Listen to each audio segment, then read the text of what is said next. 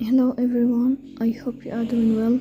Today we will talk about how to fix or how to solve the problem of Groupon. You will click on settings as you see, and you will click.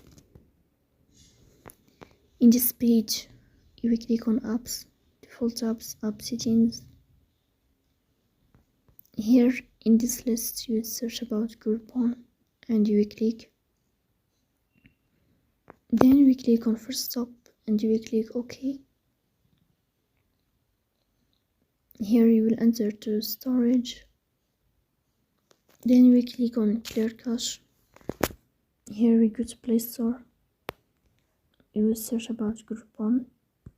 If you find a place, then you will update your app. So that's all. Don't forget to support us by like and subscribe. See you next time, and thank you for your watching and your attention.